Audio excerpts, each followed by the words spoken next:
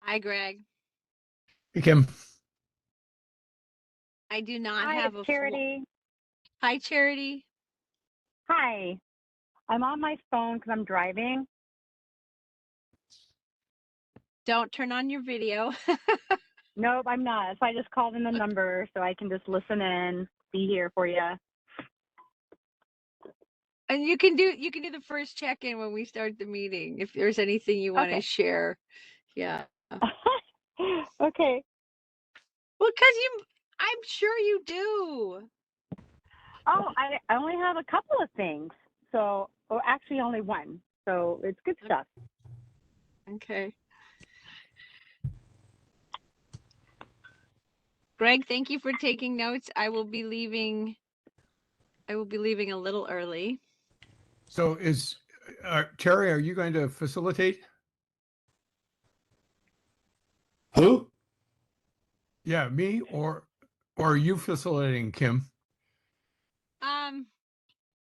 I think I can facilitate the beginning, and then if Terry, if you can just look at the agenda, because I need to leave early.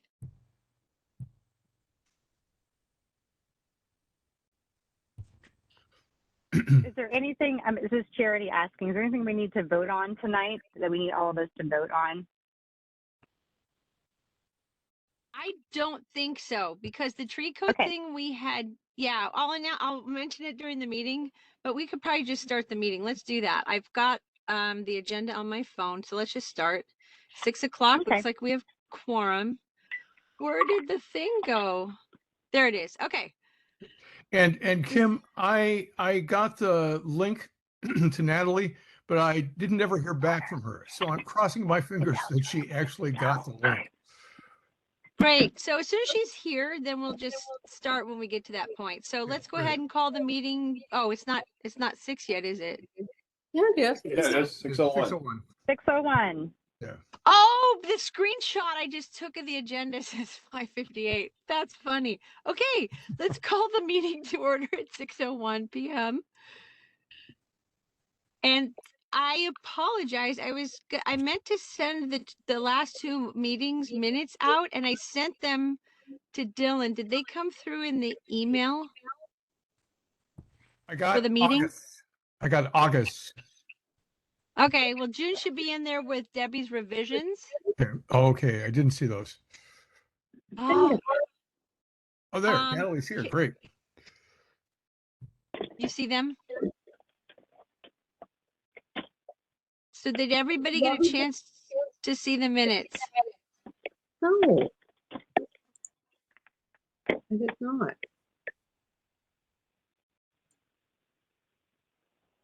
Okay. You want to take? So again, can anyone confirm? I'm so sorry. Can anyone confirm? This is fun in the car. That they received the minutes in the email for the meeting. Negative. August. I'm not seeing them.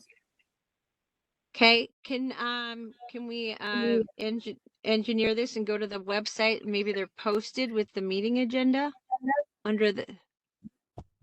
I don't see them there either. Let's see. By the way, hi, Natalie. Hi, everyone. Hi, Natalie.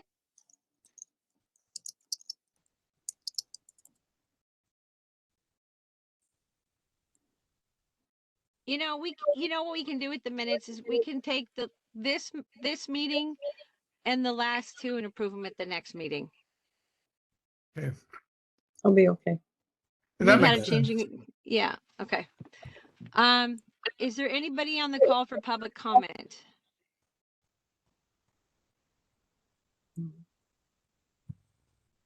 Okay. So we could go right to our guest speaker. Yes. Right. Well, I'd like to introduce Natalie Rogers. I had a chance to meet with her. And Mike, were you at that meeting as well of the Climate Breakfast Group? Unfortunately not. Back in the spring, with the group of people that I get together with periodically to talk about climate change issues. And Natalie shared information just about the kinds of things that they've been doing in Milwaukee. And it really struck me that it would be valuable for us just to hear more from her about her activities around both the protection of the urban forest in Milwaukee, as well as the work that they've been doing with regard to climate change. And then Kim had some questions just about issues tied into additional funding that the community could seek out with regard to the infrastructure bill and the inflation reduction bills, which would both have all sorts of potentialities for activities that could really be in line with the kinds of things that we're concerned about. So I'll turn it over to Natalie, and Kim and I have given her some questions, and then I hope there'll be time afterwards that for the rest of you to ask any additional questions that you would like to explore. Great. Well, thank you all for inviting me, and hopefully you can hear me okay. Yes. Should Great. we actually, I forgot, should we do quick introductions? And you could kind of say a little bit about your involvement with the SAB and the kinds of things that you've been involved with professionally or as a volunteer. Yeah, go ahead and start. Okay. Oh, about me? Okay, Craig Smith, Sustainability Advisory Board, you know about me.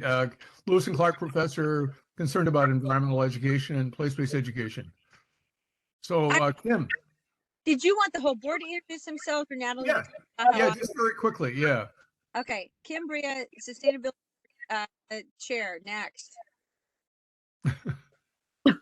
All right. I'm Victoria Meyer, and I've been on this board for, I don't know, 2 or 3 years, and I help run the garden, the cooperative garden in West Lynn.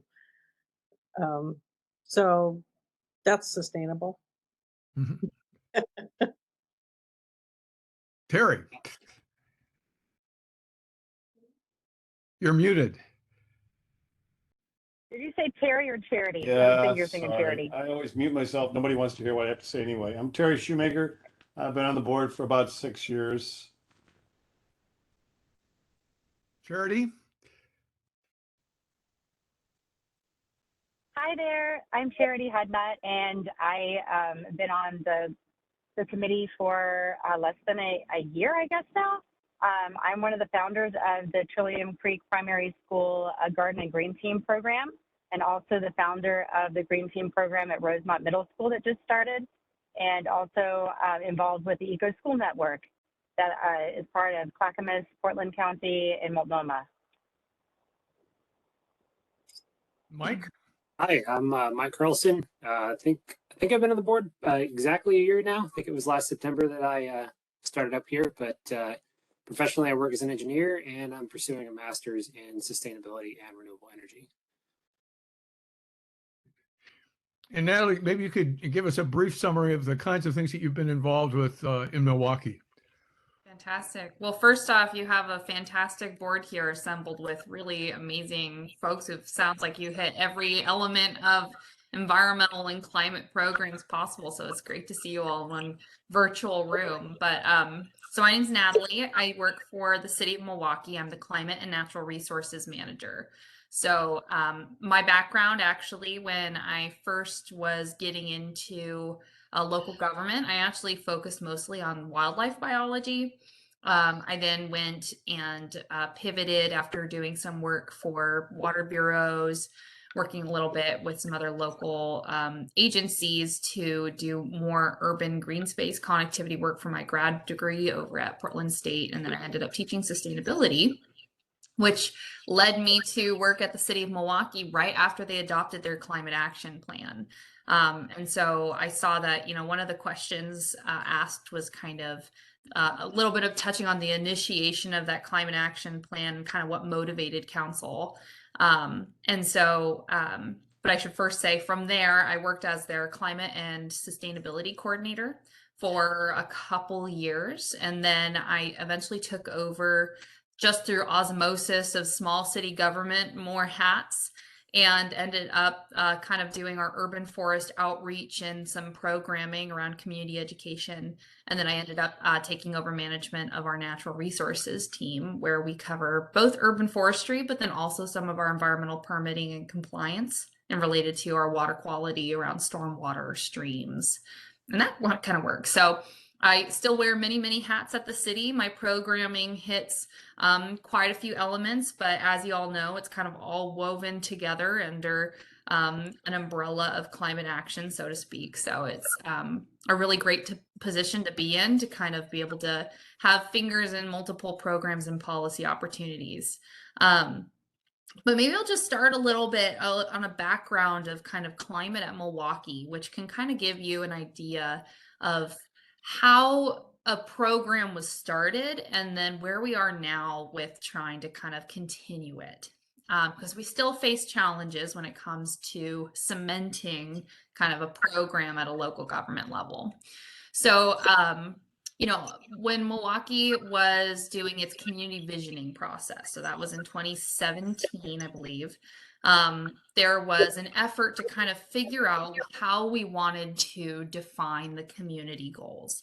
And that's kind of a start of an effort that usually kicks off before you start talking about long-range policy documents, which is called a comprehensive plan. So in 2017, Milwaukee went through this effort to do a community visioning process, and from it, high level, they came up with kind of these overarching goals of people, planet, and place. And that really was tying together some environmental components with just livability and the people of Milwaukee. One of those sentences from this community vision statement was delightfully livable, entirely equitable, and completely sustainable, was kind of how Milwaukee was trying to describe itself in the year 2040. We had a very progressive, and we still do have a very progressive council. They are forward thinking. Our Mayor Gamba, he's actually going for state Congress now, so we're going to be having a new mayor at the end of this year. But you know, climate has been something on his mind and in his profession and work, as he worked for National Geographic as a photographer. So he really made sure to try to lift climate as something that Milwaukee would be focusing on, or at least considering in some of our policy making. There's a few ways local government can, especially council, can kind of have these policy influences. Of course, you know, they are in our kind of city manager branch of government. They are everyone's kind of lead directors talking to our city manager.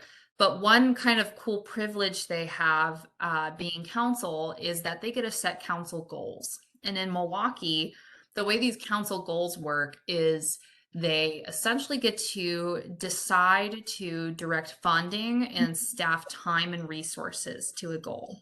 So usually there's about 3 of them. Sometimes they can be as, you know, unique as for a while, Milwaukee was exploring baseball in Milwaukee. So we almost had the Hillsborough Hops was maybe before the Hillsborough Hops going to be the Milwaukee, who knows, geese, probably Canadian geese, because that's now our kind of mascot of the city, so to speak. But you know, it can be pretty much anything they want to focus some resources on. And in I believe 2018, they said we want to focus on creating a climate action plan. So through that way, council was allowed to essentially ask our city manager, figure out ways to support funding to come up with a climate action plan. And so we dedicated, is about, I think, you know, at that time, our public works director, he just started at the city, Peter Passarelli. He, you know, is a great climate advocate, which is a great position to be in, to have a public works director who is also kind of climate forward, because that's also one of the most emitting portions of city operations. And so he was tasked with kind of setting up this large engagement process to create this climate action plan. And we did. Milwaukee ended up doing a climate action committee where we had kind of community members, local businesses, representatives from utilities, along with some technical consultants come and create a climate action plan that incorporated not only kind of these large goals around greenhouse gas emissions reductions, but also kind of strategies for how to achieve those through either creative programming or just I kind of view them as like sub goals in a way that are broad strategies. So that's where our canopy goals actually originated in Milwaukee, because under our natural resources section of our climate action plan, we said achieve a 40% canopy cover by 2040. And we saw that as both a mitigative action, we saw that as a adaptation action, so meaning it could reduce greenhouse gas emissions because trees provide a lot of energy benefits. They provide a lot of shading and cooling benefits, which is also an urban heat island reduction. And then also, of course, sequestering carbon. So, every action kind of and program under our climate action plan was intended on providing some sort of benefit. Now, as a small community, when you're coming up with these programs and actions, there's that kind of thought in the back of your head that you're going to have to figure out how to do those with likely limited staff. And when we look at communities at that time that had some great climate action plans, they either focused on operational climate action. So that's usually the launching point for a lot of communities, is looking at ways within city operations to reduce greenhouse gas emissions. But Milwaukee dove in at a community-wide climate action plan. And our kind of closest role model was the city of Portland, which, as we know, is a much different scale than the city of Milwaukee, which is about 5.5 square miles total, and about 20,000 community members, and about only 100 and some staff total, including all of our uniformed officers and public works employees. So it's, it was a big undertaking. And so when we're looking at these programs and strategies, when I first got hired, and I essentially was brought on at the tail end of this and dove into implementing the plan and raising outreach and awareness around it, we had to be very selective on what we started out with, to be both cost effective, because we still only had limited funding from that climate goal, essentially appointment from city council, which was renewed a couple years. But we also just didn't have that much staff capacity. So the way that for us it ended up kind of working really well is just by being opportunistic and kind of keeping our ear to the ground and seeing what movement there was happening on a bunch of different forefronts. We ended up building a really great relationship with PGE. PGE, our electric utility, they are, always trying out new programs and technology, and sometimes some forgiveness and expediency when it comes to permitting processes, and saying, all right, let's just go with it, gets you a lot of really cool stuff happening in your community. So kind of that willingness to just be a guinea pig, so to speak, on some programs. We also, kind of took a look and saw what community organizations were already operating in our area to see if we can kind of be creative in bringing them in. So, from there, we really started to forge ahead, and we made a lot of great headway, and we have been making a lot of great headway, particularly on the energy side. We kind of took a strong advocacy standpoint. We said, move further, faster. And we really tried to rally other local small communities. So Beaverton ended up being a really great partner for us. Gresham is now actually adopting or working on their own climate action plan right now. Lake Oswego, as I'm sure you know, has a internal climate action plan and a community climate action plan. So it's been a really great road that we just had to make sure that we were taking advantage of pretty much what programs were going up around us, but then also being willing to invest in a lot of staff time more than anything to see if we can advocate and be partners on projects and programs. Now, when it comes to our urban forest, that's also a very new program at Milwaukee. So pretty much all of our kind of sustainability related environmental programs 5 years or younger at Milwaukee right now. So our urban forest program pretty much started in 2017, and that actually came from Our public works director, as I mentioned, he also, our whole team is located under public works.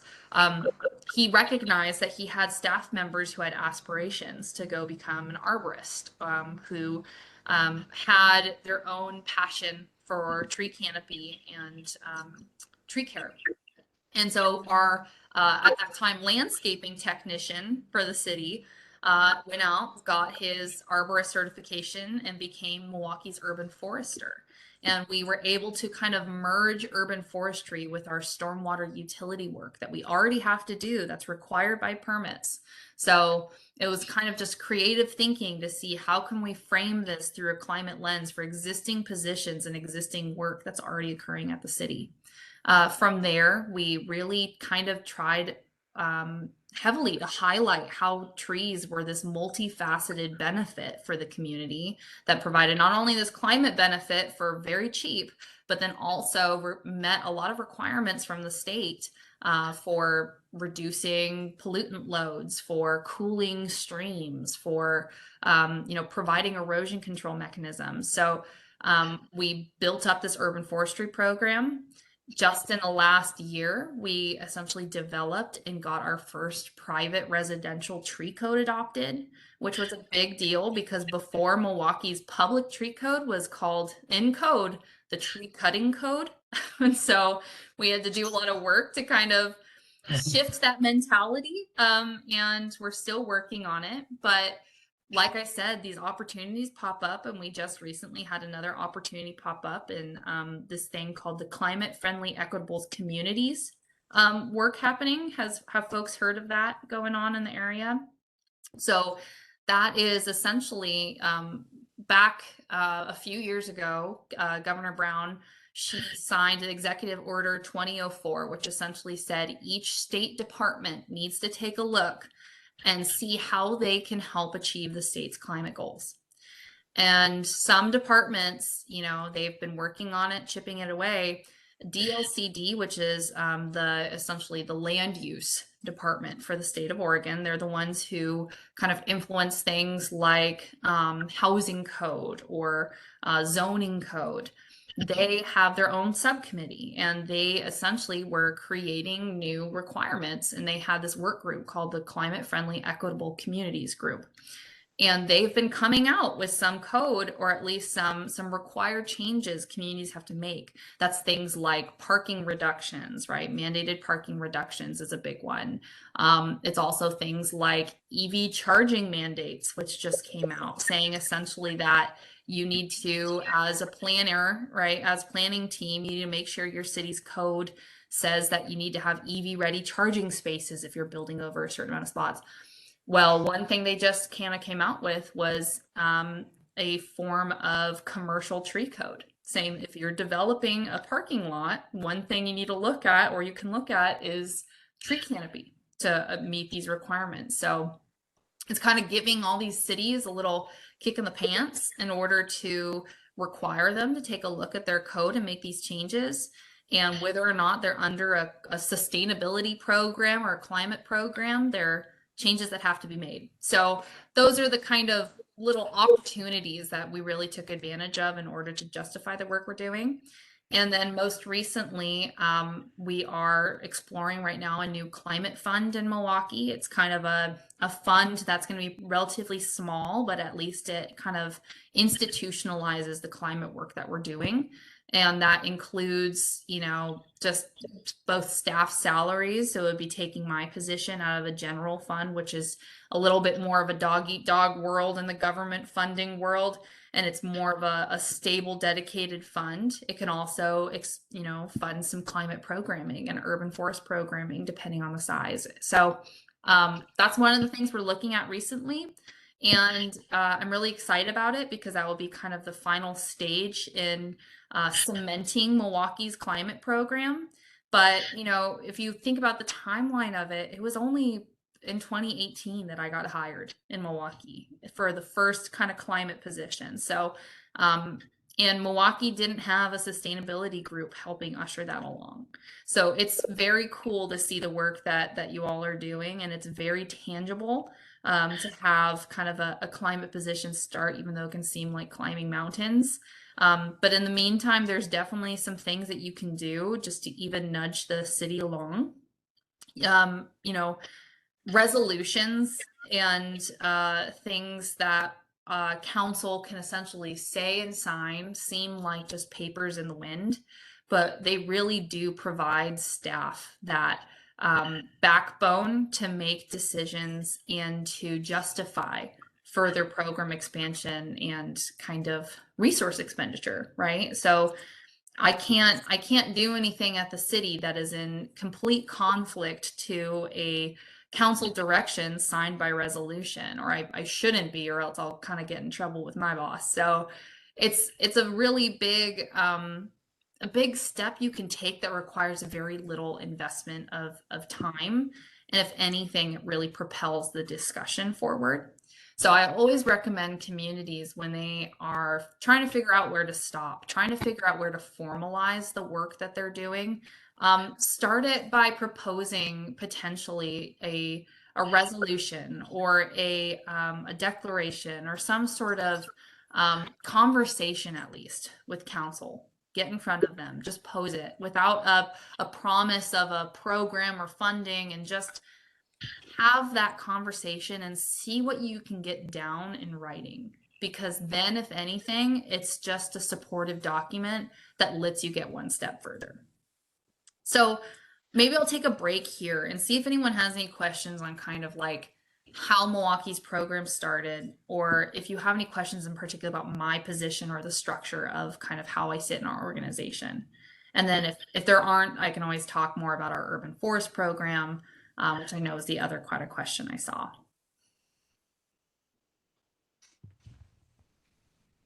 Yeah. Natalie, you mentioned the climate fund, and is this a city budget item that you're paid from? And if so, how did that come about? How was that carved out of the general city budget? Yeah, that's a great question. And you're right in the moment where it's being formed. So it's not right now a budget item yet, because we actually haven't gotten it signed off by council yet. I am going back in the November actually to talk to them again. Actually, no, I'm going back to them next week to talk to them more about it, but November would be the vote. So what it is this climate fund. It kind of operates like when a city has, I'm sure Westland has kind of these like say sidewalk improvement programs, things like that, where it's a dedicated program fee. And usually the structure of it is it's charged with something like a business license fee, or it's charged based on what type of entity you are in the community. So it's monthly, it appears on a monthly utility bill. And how it gets charged is like by billing unit. So it'd be like one residential unit or one multifamily housing unit. Or if you're a business, sometimes it goes, you know, a flat fee and then different fees, or it goes up for the number of employees you have, or it can be by business type. So in Milwaukee, we have it as our SSMP, which is, I think it's like the Safe Streets and Maintenance Program, Safe Streets Maintenance Program, Sidewalks and Streets Maintenance Program, maybe. And so it's like essentially that was the structure behind it for Milwaukee, where it was depending on essentially like if you are an industrial customer in Milwaukee, if you're a small business in Milwaukee, or if you're a rental unit in Milwaukee. And the way that this fee is structured that we're proposing, we don't yet know, we haven't gotten from direction from council how big they want it to be, how small they want it to be, but we're proposing a budget from around 300,000 to 750,000, which sounds like a lot, but it's really not actually that much if you think about it. As one staff person can take up easily a quarter of that fund. And it would about be for, I think for residential units, like $1 to $3 a month on their monthly bill is kind of how that looks. And so that fee, depending on how small they want it to be, if they want it to be on the $300,000 range, we kind of say that's baking in business as usual. So that's essentially just supporting the work that I'm already doing, not expanding any sort of research or resources for staff or program funding. And then the larger the fund is, what we would do is we would take some of our urban forestry work, which right now is funded through our stormwater utility dollars, which has some challenges when you fund things with utility dollars because they're very picky about where you spend those dollars. So a good example is I recently had a resident of Milwaukee. They had a private tree that was a hazard tree. It was leaning. It was going to fall down on a neighbor's property, and they were low income, and they were asking for help for removing this tree from the city just because it's a hazard tree. It's going to fall. They're just seeking help. Because it's a private property, you can't use public utility dollars on anything private. You can't use it, even though a tree, you could almost say that it's a public safety issue if it's falling down. Just the same as you could say planting a tree on private property is providing public benefit in a multitude of ways. You still can't spend public utility dollars on it. So there's challenges having kind of a community-wide scope program out of something that really you should only be spending on public infrastructure. So if we kind of ended up with a larger budget, we would be pulling our urban forest program from that and putting it in this new climate fund. And that way it kind of gives us the freedom in order to do more private public incentives, community programming.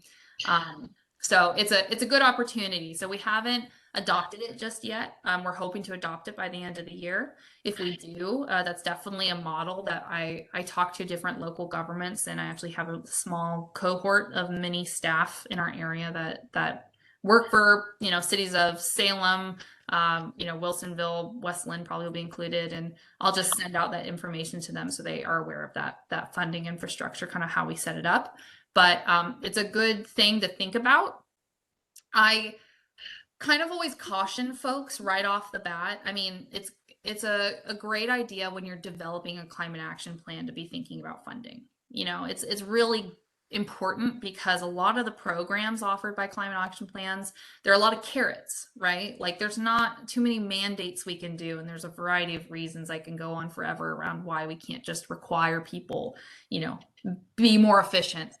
So you offer carrots, but carrots can be really expensive, and it's a hard sell for small government. It's a hard sell when you're thinking about a budget that is tracked very closely, because there's not a lot of money. But there's so much climate work that can be done with just a baked in staff person.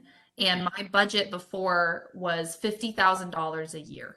And that was for all of our kind of programming that I would do. And we got stuff done, And so there's so much you can do on a tiny budget. And that's why whenever folks are asking, like, what are the first steps we can do? I always say, like, well, before you scare them away with a big old climate budget and these grandiose ideas, show them that they're already doing climate work. It's just under a different name. They're doing their stormwater utility programming. They're building sidewalks. They're doing their alternative transportation programming. They're trying to make walkable communities. Maybe all they need is a staff person or half a time staff person to kind of weave together that story for them and help them advocate for more funding, help them advocate on a larger level. To continue the work that they're doing and maybe adopt a more kind of progressive climate lens. And that usually goes over a lot better with small communities because it's we can't all be Portland with a big dedicated climate fund, which is fantastic. Their Portland Clean Energy Fund. It's so cool, but it's a little bit out of reach for some of our smaller communities, but that doesn't mean climate programming and policy is out of reach. So it'll be an interesting model, and I'll make sure to share it around. But like I said, half a time staff person can also get you there too. Yeah, Greg. I got a couple of questions. First, how much money did the city devote to the initial climate action plan process? And then second, what kinds of things did PGE do with you in terms of that collaboration? Yeah. So the original climate action plan was not cheap. And I think you can honestly do it cheaper. I wasn't involved at that time. It was about $200,000 for that first climate. And that's because there was engagement work, which is expensive, right? You're paying consultants for time for doing things like a climate summit where we, rented out kind of like a big hall and had a bunch of folks come. There was brochures, there's outreach materials, there's a lot of stuff that goes into it. But, Lake Oswego did theirs in-house. And I would say that they probably did not spend, $50,000 on it. But, there's a wide range, but Milwaukee's was, I would say, towards the higher end. Now I know that one of the other questions was kind of like, what type of funding is there, particularly from federal grants and packages coming through? There are some new funding sources coming down the pipeline, which I think are pretty cool, at least off first look. But there's also so many local grants that are available. Metro sometimes has grants for kind of local climate action planning.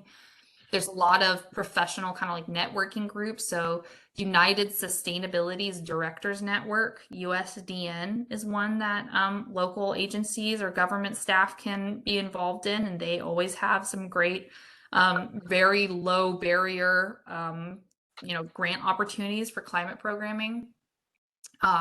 Public sector sustainability roundtable is another one that they often share some sort of networking and grant opportunities. But it was about 200,000 for Milwaukee's.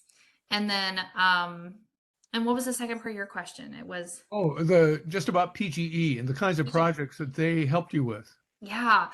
So PGE has been fantastic. And like I said, it's because we're a bit of a guinea pig, but also because they see they've been just trying to be really active in the area recently. And if there's a good foothold, they will help out. So projects that we saw with PGE was we had Electric Avenue get installed in our downtown area. That's fast chargers, public fast chargers for EVs. We partnered with them on kind of like an EV ride and drive event, and we did a big Electric Avenue grand opening.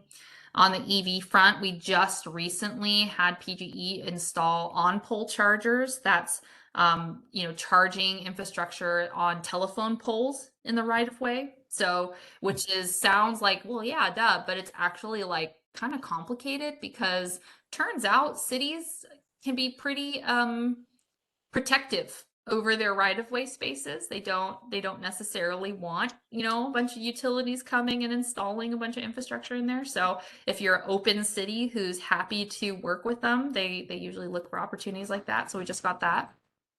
We've worked with PGE on things like Smart Grid Testbed. So that's a program looking at both energy efficiency, peak time rebates, if that sounds familiar at all, in folks' utility bills, where it's, demand response, kind of like helping folks kind of turn down their thermostats or turn up their thermostats or hold off on doing their dishes until after everyone's kind of watched their TV programming for the afternoon.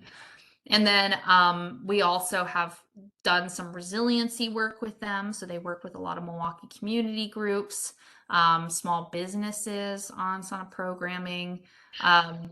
PGE has their own grants. So their Drive Change Grant Fund is one of them, where they fund things like EVs, charging infrastructure. And then on top of it, PGE and the city have worked pretty closely just on general outreach and education around energy efficiency and climate work. We actually, just right now, we're working with them on this thing called the Climate Collaborative, which is a bit of a mouthful, but it's essentially promoting local climate action and kind of the umbrella of community works and programs and projects that are already happening in communities that work on climate action. So it's a way for them to promote the products and services they do. They elevate Energy Trust of Oregon. They elevate the city's climate work, but then we also kind of highlight some volunteer opportunities. And I'm actually going to go table with them this Sunday at the Milwaukee Farmers Market. So it's kind of a continual thing. And we have a great relationship with their team. And we just kind of, as projects open up, they just let us know if it's happening in our neck of the woods and they see if we're interested. And so they were at the table when we created our climate action plan, just along with other utilities as well. And, you know, ever since then, we've just really worked hard to make sure that they know that we're a willing participant in programs that they offer. And I think using that kind of eagerness, they're happy to come to us first when it comes to some programs to see if we'd be interested. And we just say, yeah, okay, sure, we'll make it happen. And that makes their life a lot easier. Neat. Wow. So I know that there was another question. It was about the different federal kind of funding sources coming. So it's still a little bit of a mystery what we're looking at with that. And of course, you know, we'll see all the trials and tribulations before the funding actually gets handed down. For the Infrastructure Act, what we're seeing in Milwaukee is primarily around, when it comes to like climate and environment, is still around infrastructure. But we have a community group, our watershed council. They're getting a really large grant in order to study a potential dam removal in Milwaukee. So right on the Willamette, for Kellogg Creek, which is a creek that runs to the south of Milwaukee. We have this really, if folks have been to Milwaukee Bay Park, it's that big green space right next to the river. And there's this right next to Kellogg wastewater treatment facility, which you can't really tell it's a wastewater treatment facility, but there's a little bridge with 99 McLaughlin running over it. And if you look down over that bridge, if you're ever at the park looking down, you will see the ugliest fish ladder I've ever seen in my life. And like I said, I used to do wildlife habitat connectivity and green spaces. I remember starting at the city and going, ooh, that's a bad one. I don't think anyone at the city has ever seen a fish in that fish ladder. It's just, it's not good. But anyways, it is a dam. And it's one of the last kind of like urban dams in our area. And so North Clackamas Watershed Council got a grant to explore what would happen to the morphology, the shape and the flow of the stream if we removed that dam. And so that's a big funding package they got from the Infrastructure Act. I know our engineering team is really excited because they're pursuing funding related to sidewalks, walkability, things like that, road improvements.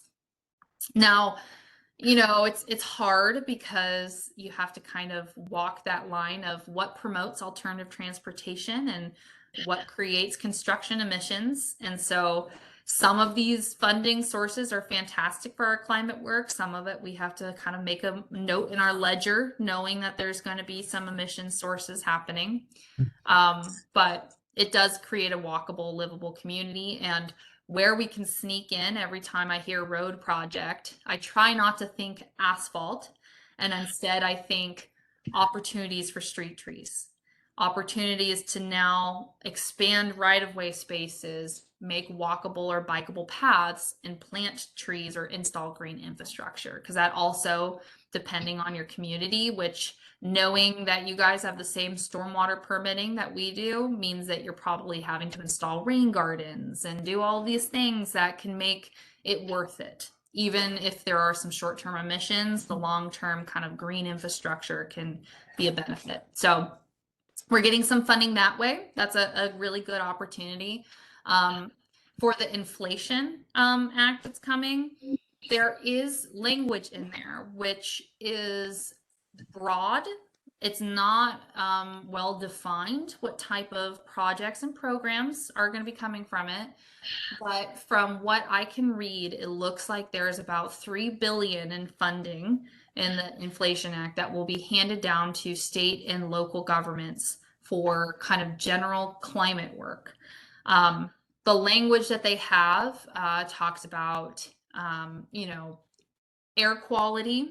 It talks about energy efficiency. It talks about urban heat island, which of course is where you have asphalt and pavement heating up more than the surrounding areas, which causes this bubble of heat in urban areas, which is a big sign that we're seeing with climate change happening. And tree canopy is the best solution for that, by the way.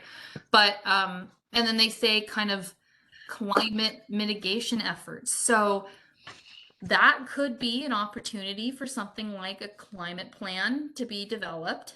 It could be an opportunity for climate programs. It could be an opportunity for construction. You know, it's very open.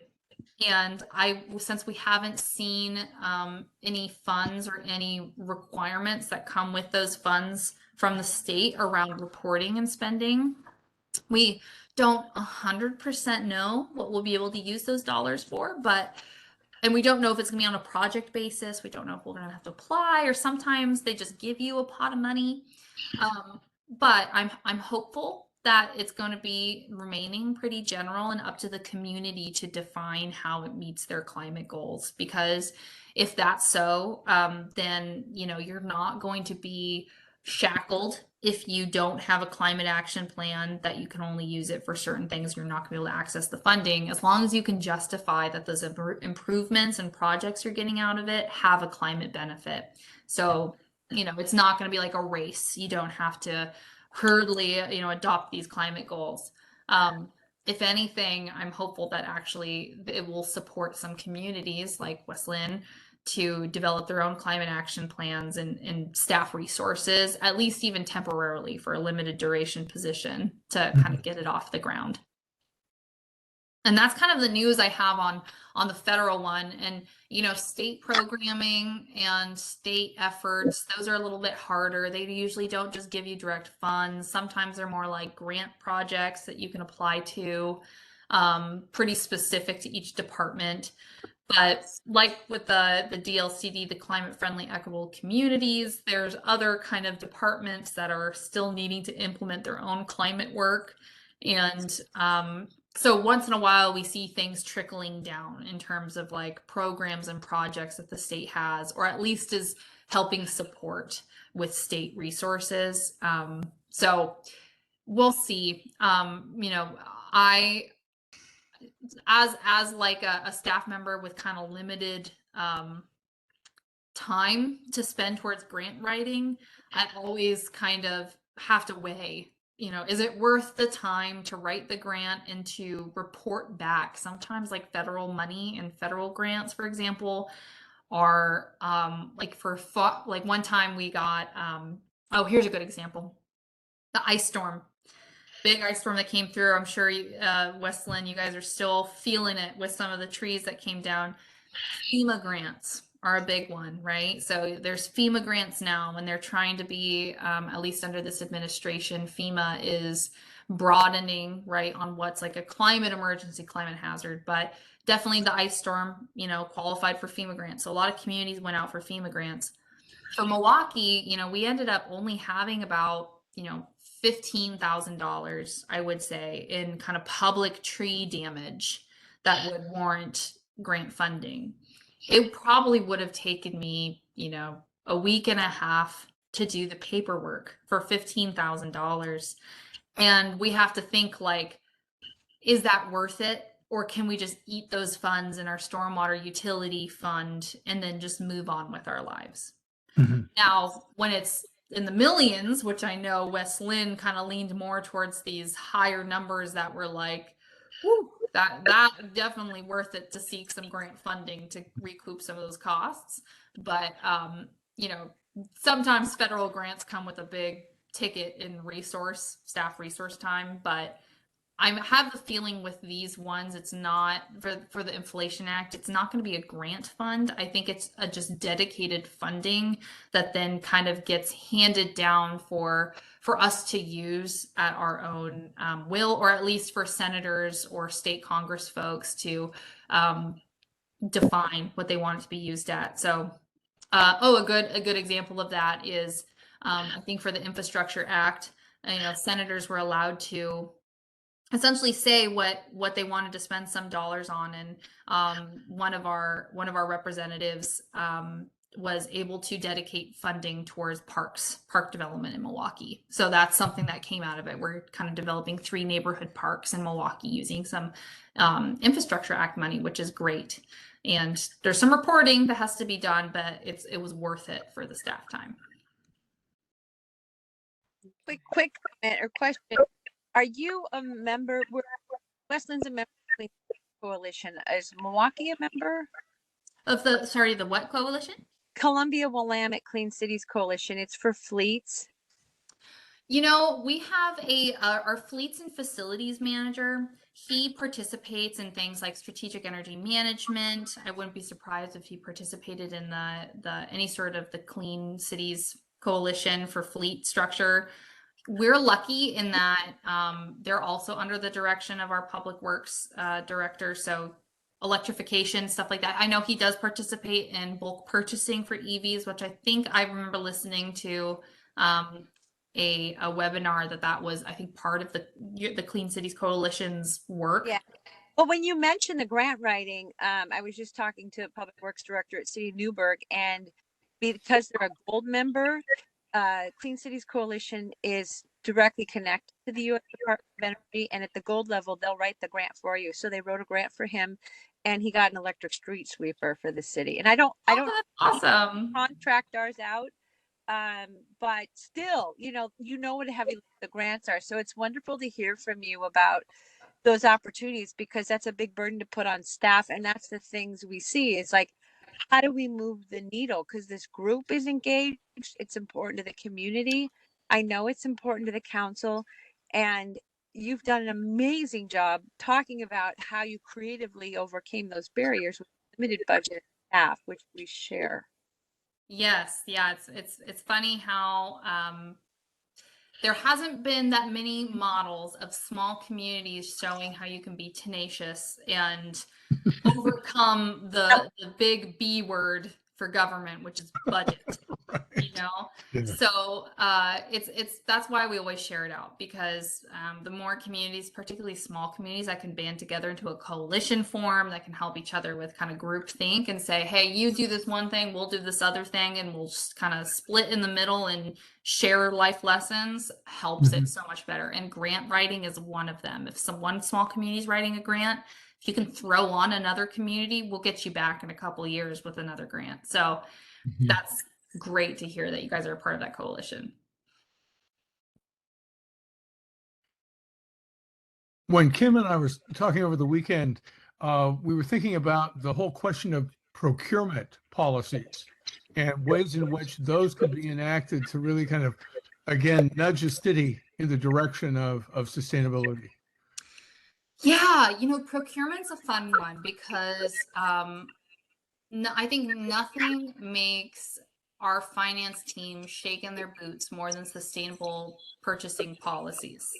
And I think it's not because they fear sustainability, and it's not because they're not making sustainable choices already. It's because of the language and how does that affect already very tricky government procurement rules. And so, you know, that's one thing that we haven't really even addressed at Milwaukee. That's one of the things that I've highlighted in our kind of work plan, particularly with this new climate fund. That's one thing I did want to look at. You know, when it comes to sustainable procurement policies, you have to kind of think about what's the goal of it, right? Is it solid waste reduction? Like, is that the goal? Is it an effort to reduce, you know, the excessive purchasing, or you want to purchase recycled content? Well, sometimes there's like simpler workplace policies you can make rather than touching procurement rules. Procurement rules for government are just exhaustive and super complicated on even a level that I don't understand even in my dreams.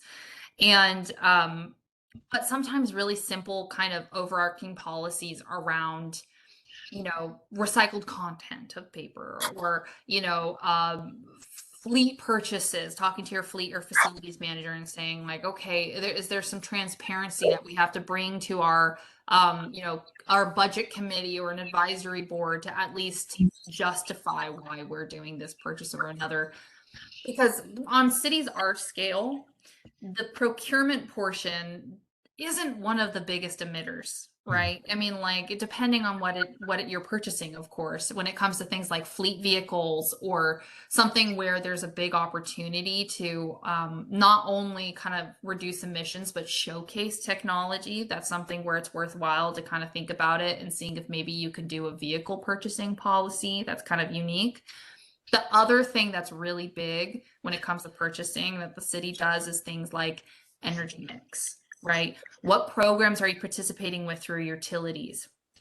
And that is almost where talking to council and getting something like a resolution, a discussion going is easier than going through like a sustainable purchasing policy kind of creation. So for Milwaukee, you know, we had this kind of initiative. We have our climate goals, which is to have carbon-free electricity by 2030 community-wide. That's I don't know if you look at your watch, it's only about 7 years now, which is ticking away. But you know, also being opportunistic, we kind of been talking to PGE a bunch, and recently PGE has been hearing communities saying, we want to do this, we want to do this. Well, communities buy a lot of, cities buy a lot of electricity, and eventually it becomes profitable for them to start listening to their customer base. And so PGE We have it. Oh, We've yeah. got the highest level. We got into a pilot program that you might be, I think you're part of, that Green Futures purchasing. Perfect. Yeah. Well, that actually, Yeah, we're in that. perfect. So you want to, one thing you do want to look at with that is what percentage of your energy mix are you purchasing for it, right? So that's like, you start to get into the details of what is renewable, carbon free, 100%, blah, blah, blah, blah. I won't go too much into it, but the thing with that and what you can really showcase to the community is before that product was offered, renewable energy at the community level, which is when you or I purchase renewable energy from PGE for our homes, you're not actually purchasing electrons that come from solar panels in your area. You're not actually purchasing electrons generated from carbon-free energy besides what's that everyone else is getting, your neighbors are getting who aren't buying renewable energy. Instead, what you're buying is kind of like a green energy coupon that says, hey, you know, this wind energy was produced in Texas, they got the electrons, we get the kudos. And that's what people pay for. And it's a premium, and it's supporting that technology being developed, but it's definitely a different message, right? Than like thinking about solar panels on your roof. Now, when the city of Milwaukee was buying that kind of bulk purchasing of renewable energy coupon, it was about 0.3 of a cent on top of our normal bill. So, you know, that's not bad. Energy in Oregon's actually pretty cheap, so that's not bad. Well, Green Future Impact is 0.75 of a cent, and that's coming from solar panels that are going to be in Oregon, and we're getting the electrons from those solar panels. So that whole argument around kind of electricity being so expensive because look how much I pay per month for renewable energy for PGE in my home, you can now show them, well, yeah, you know, the city was thinking the same thing, but we just signed up for this program and it's 0.75 of a penny for, you know, kilowatt hour. That's nothing. And so we're actually saving money switching products from one to the other for PGE. So purchasing stuff like that, having kind of these purchasing policies that support buying carbon-free electricity and such, really that is where Milwaukee's seeing the most significant reduction in emissions. And when we just did a recent greenhouse gas inventory this year, and we haven't released it just yet to the community, our building energy went from the #1 sector of emissions in Milwaukee to the #2. So we've been making leagues of effort on there. Now, that's to say, there's other utilities like natural gas where something like their green energy program isn't going to be as beneficial, right? It's not the same mechanism as PGEs, so you kind of have to be wise and really focus on what are your like electrification goals, what are your goals of kind of this purchasing policy. But it's at least, you know, when you're looking at sustainable purchasing, trying to figure out what are the big emitters in the city, and can you maybe come up with smaller policies that address those big emitters rather than trying to get the city to tackle a huge sustainable purchasing policy that then becomes overly burdensome for staff and doesn't actually end up in much besides recycled content in your printer paper, which is kind of where Milwaukee was when I first started. Thank you. That was a nicely detailed response. Quick question.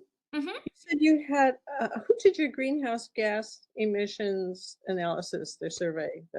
Yeah, so that is, we contract with a company called The Good Company. They're in Eugene. They actually were the ones who we contracted with to do our climate action plan in the beginning.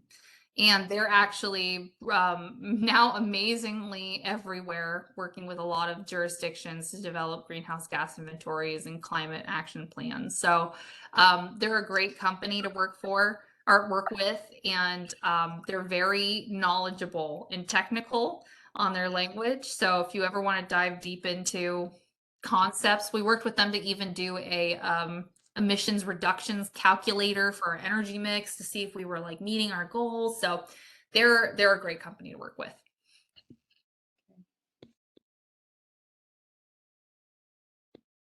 Yeah. Any other questions? Yeah, I was curious if the city of Milwaukee has done anything with respect to like pavement and sidewalks and streets, and I know those can be large emitters, and I don't think that's come up here in our discussion so far.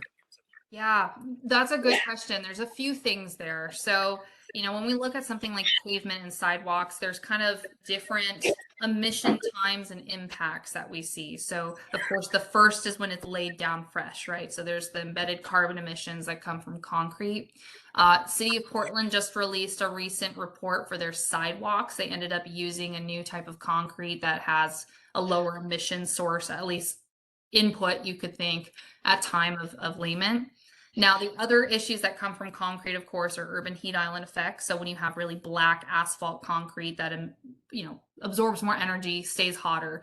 So leaning towards light colored asphalt, light colored concrete where you can, painted, and then the best thing is honestly overlaying it with trees. We've worked with our engineering team now with our new development kind of tree code to essentially establish this policy where if they have to remove trees for a construction project, they essentially have to invest an equal amount that they would have paid in permits back into planting trees. So we see about a 2-to-1 tree removal, or 1-to-2, I should say. 1 tree removed, 2 trees planted kind of ratio when it comes to our construction projects in the city now.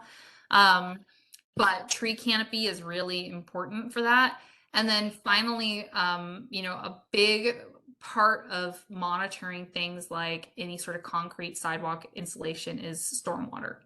So our stormwater programs, every jurisdiction has to report to the state what they're trying to do in order to reduce essentially pollution that runs off from roads and sidewalks and such.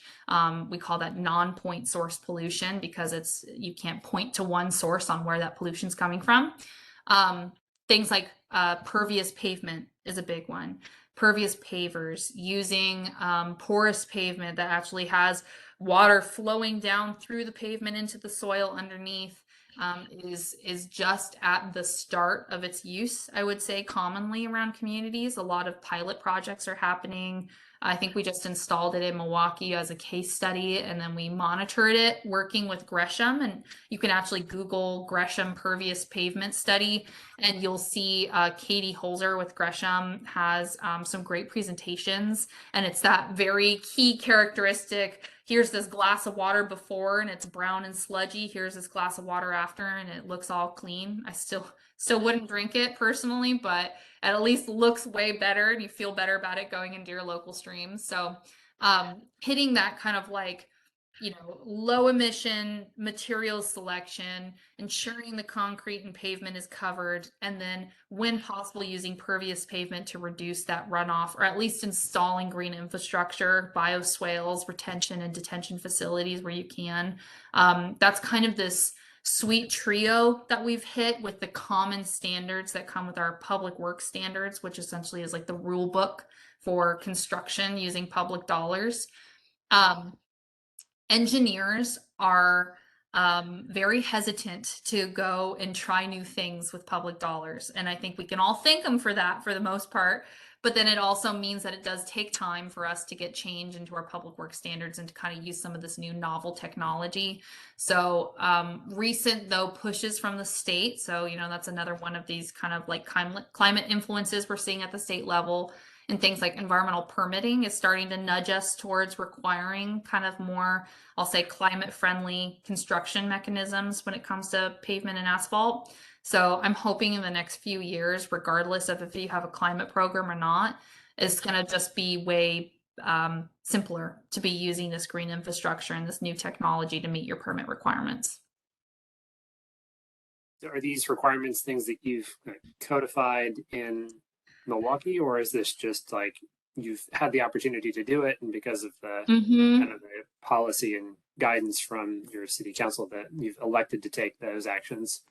Yeah, there's a few different things to that. So for the low emissions concrete choice, that is in our public works standards. So it's not city code. It's adopted via like a resolution from council. It's an official city document, but it's kind of more flexible and we can change it faster than city code. But it's a standard. That's a local standard that we have. The tree canopy, that is in our city code. That's through our tree ordinance that we just did recently, as well as our public tree code refresh that we did in 2020. And then for the last one, for the stormwater stuff, you won't find it necessarily written explicitly in city code, but what you will find is a reference to, it's called the NPDES, which is the National Pollutant Discharge and Elimination System Municipal Stormwater Permit. Long name, essentially meaning our state permit that we give to DEQ, who then gives it to the feds to say, hey, look, we're meeting these Clean Water Act requirements. So it is technically codified, but you're not going to be able to see it written explicitly in the code. It just says that we're doing everything to meet these state permits. So it's like kind of a challenge when this is actually something I'm experiencing right now, because it's a lot of just often staff education. Staff don't realize that we have to do this. And it's because it's not just, plastered everywhere in our city code. Instead, we kind of refer to this complex sounding document. But it's technically a requirement. It's just, we need to have that. Every city has to have that conversation internally to make sure that they realize that it's, yes, we have to do this. It's not optional. Thank you. Yeah, of course. Any other questions? Well, we've kept you for a little over an hour, Natalie. Thank you. This has been so informative and inspiring just to hear how much you've been able to accomplish in 4 years. So, in a slightly smaller city than West Lynn. So it's really reassuring. Of course. And it's always great to hear of community groups who are kind of pushing forward. And I know I've talked to, I think Corvallis was in the same boat too. There's a lot of communities who their climate programs kicked off by a group of passionate community members. And if you all ever need any help, just go ahead and send me an email. I apologize. My inbox is always so chaotic. So sorry if I miss anything, but definitely see if you can flag me down. Or, one thing that, especially if you're looking at bites like of these programs and pieces, Milwaukee also has some advisory boards like our tree board. And our tree board is actually one of the groups that helped write our tree code. So they're a knowledgeable group of folks and they're community members just like you. So I always recommend folks sit in on those community boards and get their perspective. And I mean, hey, we always, the more the merrier. Good, great. Thank you so much. It really has been inspiring and I hope invigorating. Yes. Thanks, Natalie. Appreciate your energy and time. Yeah, thanks for joining us. Yeah. Thanks. Good luck. We'll undoubtedly be in touch. Take care. Great. Thanks, everyone. It was great to meet you all. Thank you, Natalie. Thanks. Bye. Bye. Okay, just more confirmation that we're like the best advisory group, right? That was fantastic. So before we go to item number 5, if it's okay with the group, because I have to leave, item number 7, if you're okay with me giving a quick update on the tree code of all the work we did. It's going to be on the planning docket September 17th. So congratulations to all of us. And we have accomplished our goals from council. So look for that September 19th. They'll update the planning docket on the website. So step 1, we're in the room. Thing I'll invite you to discuss before the meeting closes if in not the October meeting, that you want to use that as a goal setting meeting for next year, so we can discuss from our climate action plan what we would like to propose to council goals for next year. And that's all I got. So if you want to move on to item number 5, check-ins. Okay. And are you going to take off to go hear your dad? I hope. Yeah, for another 20 Okay, minutes. I don't good. want to. Oh, you're breaking up.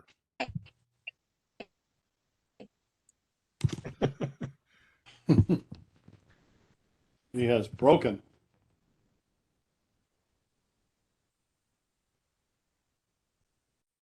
Kim's dad is playing accordion at some place, and she wants I'm to go sorry. hear him.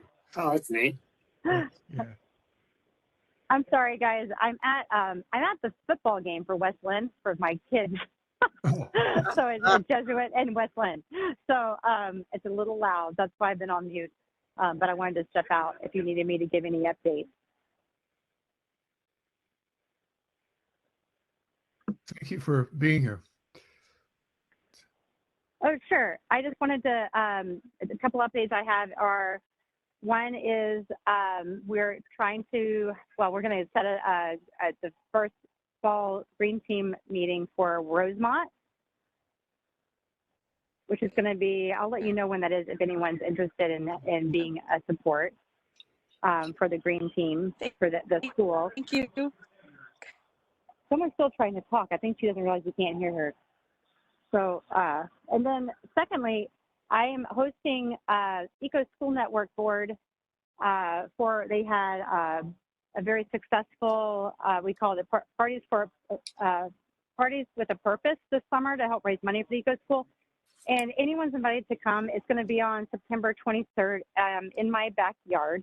If any of you want to come and meet some of the Eco School and talk about sustainability or just be there, it's really just a mix and mingle. Very casual, but I wanted to let you know that you're always invited to attend if you wanted to meet the group. They're a fun group. And then, Charity, yeah. is that Amy Higgs' group, the Eco School group? Yeah, that is Amy Higgs' group. Good. Okay. Thanks. Yeah, Amy will be there. Neat. Absolutely. And then in West Lynn as well at the Adult Community Center on September 27th. I'm just double checking my date. We will be having the Eco School Network for our area that evening. Hold on, I'm just double checking. I have to make sure I have the right date on there. I think it's the 27th. Yeah, 27th starts at 6:30 to 7:30 at the Adult Community Center. Again, anyone's invited to attend. It's just to learn more about the Eco School program, what they've done, the accomplishments that they've had. So, of course, anyone who would love to attend that, you're more than welcome to come. And we also had just one of the things that I supported and helped advocate was it was a farm to table wine pairing event that happened this past Sunday to raise money for the Eco School Network. Very fun. It's actually close by. If we ever wanted to do something with our group, I thought it'd be an amazing place to go. It actually is a working vineyard that does farm to table and raises their own animals and produce. So just wanted to put that out there. It's called Lady Hill Winery. And a really neat place as far as like everything being organic, and they raise their own chickens, and it's just a really amazing place. And they actually hosted the event for the Eco School Network. And that's about it. That's quite a bit. Thank you. Yeah, you're very welcome. So, Victoria, anything to report in terms of check-in? Not to report, but I do have a question. And so I'm going to fit it in here. It might be new business. And that is there a way that we as a group can put some time into talking about what this woman had to say tonight? Because I need to debrief on it. I need to focus on what she said and what is our next step, and not, I don't know, that's my need. I want to talk about what she's had to say as a group. So Second that. I think maybe after the check-in and updates, we can come back to that question, because I think one of the things we might want to, try to schedule would be a board retreat, where we could spend like a morning really trying to kind of hash through the kinds of things that Natalie's been involved with, figuring out like how to position ourselves and the kinds of priorities we want to really try to achieve. So, I could see that as something that will happen at our next meeting in October. But maybe we could explore extending the length of that meeting and maybe meet for 2.5 or 3 hours. And possibly meet in person if people feel comfortable doing so. And we could maybe meet at the adult community center. Mhm. So Yeah. let's think about that after the updates. Check in. So Mike. Hi. Well, I guess still just plugging away at school. Just back from a trip with my wife to Hawaii. Mhm. Been to 50 states now. Happy to say that. And I was just struck by how visible renewable energy is there. Everywhere you look, on top of every large building, there are solar panels. And on all the hillsides, you see wind turbines everywhere. And apart from that, it was really remarkable how committed the community is there to the protection of the ecosystem in that area. Mm-hmm. And I thought that was just really an excellent thing to see, and certainly made me think about how visible renewable energy and like care for local environment could be in our community. Mm-hmm. Great. That's nice to hear. Terry. Oh, you're muted.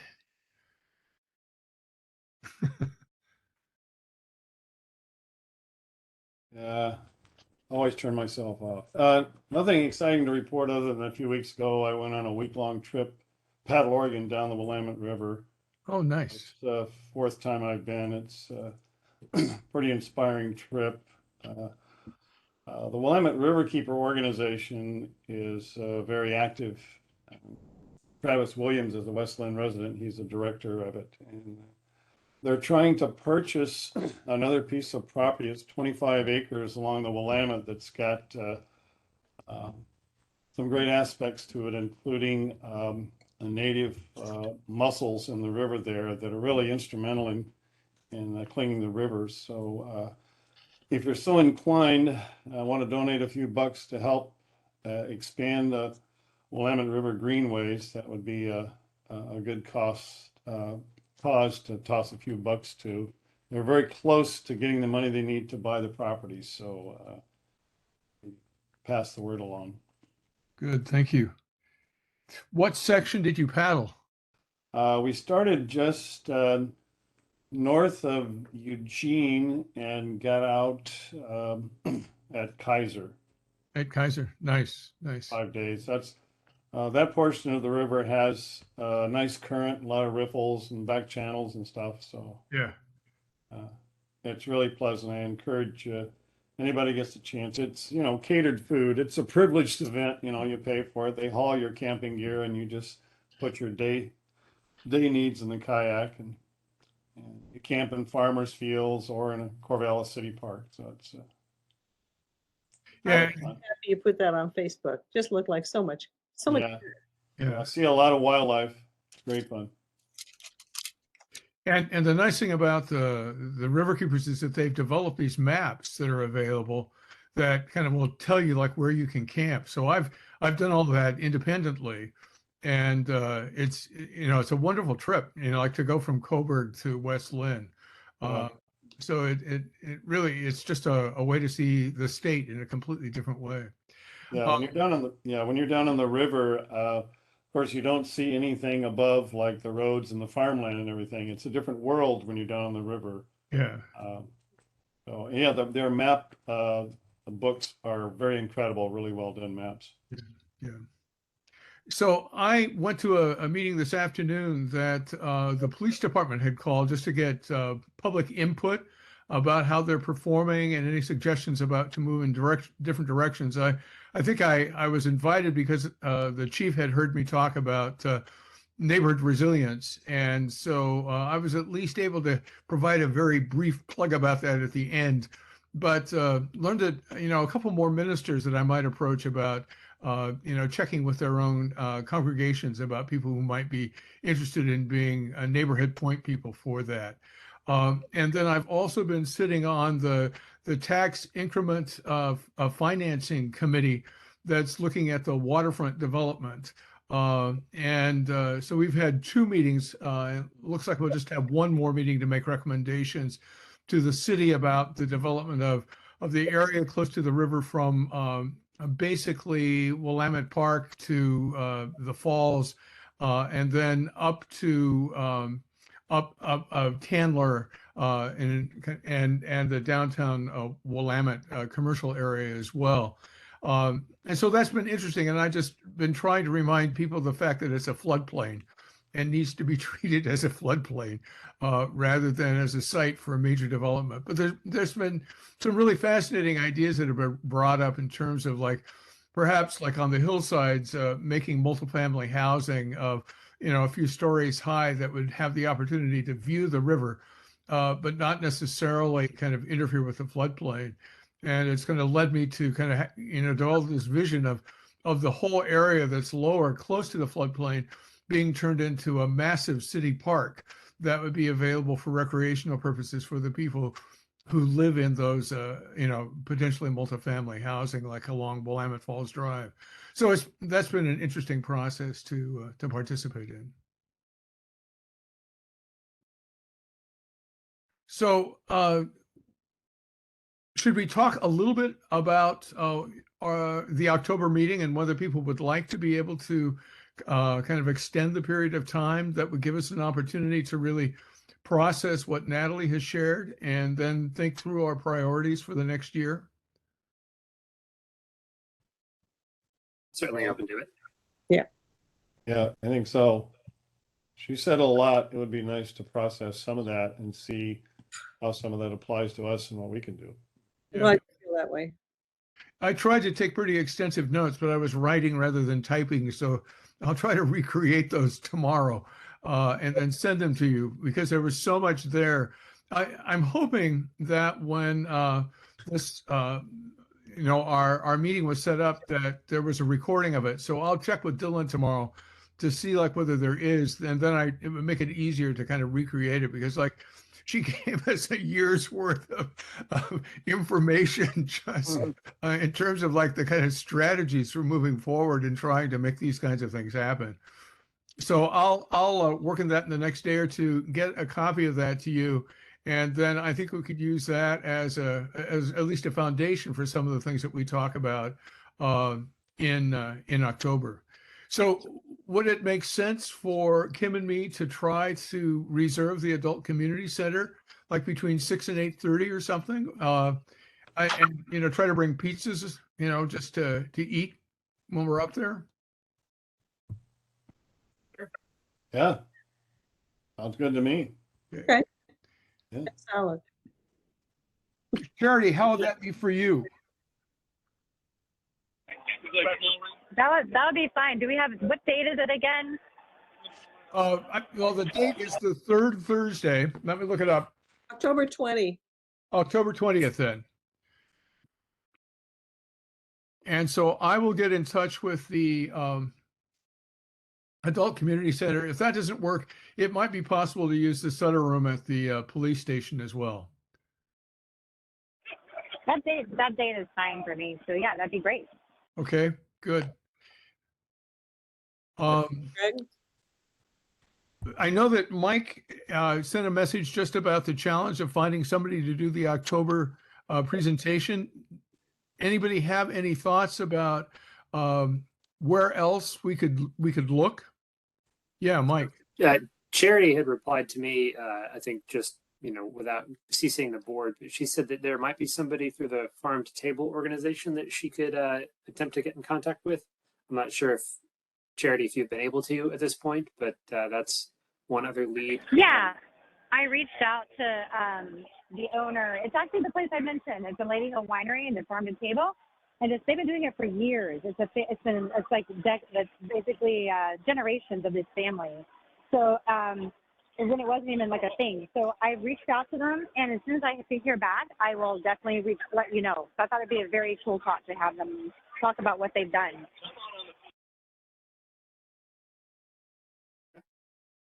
And I've been playing phone tag with a representative from the extension office, so they may still be able to help us as well.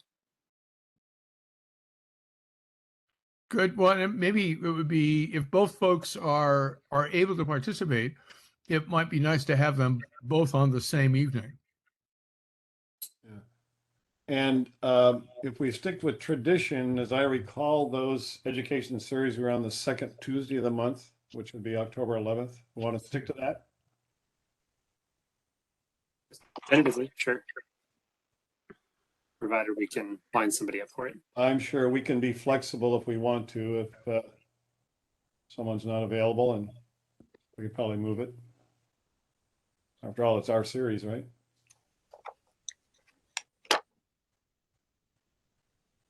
Okay. Is there any other new business?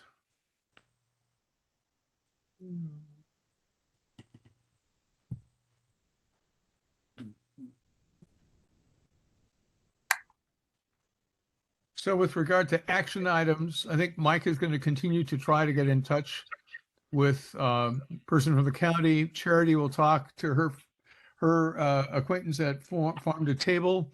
I'll get in touch with the Adult Community Center and see whether we can reserve it for October 20th, 6 to 8:30. Anything else?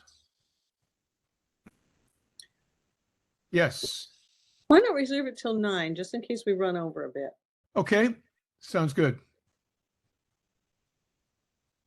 Also, it's getting that time of year where we're going to need to submit our annual report. So I will take it upon myself to flesh that out and get it to folks by the next meeting so we can review it and go over and make sure it's copacetic. It's not really involved, just a bullet pointed thing. And they may have, last year, I think they had a different format for it. So I'll check on that. Good. And Jerry, could you send me the format for submitting the minutes? Oh, sure. Yep. Thank you. Yep. Anything else? Anybody want to move to adjourn? Sure, I'll move. I moved. I moved. I second. So we will Westland adjourn is it. winning, by the Everybody way. moves. Westland's winning the game. Good, good. So thank you all. I think this is gave us a lot of food for continued thinking and certainly inspiration.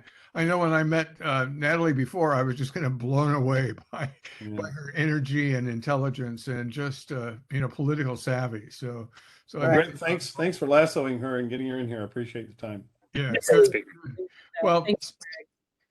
see you all in October. Okay. Bye. Thanks a lot. Thank you. Take care. Bye. Thank you. You're welcome.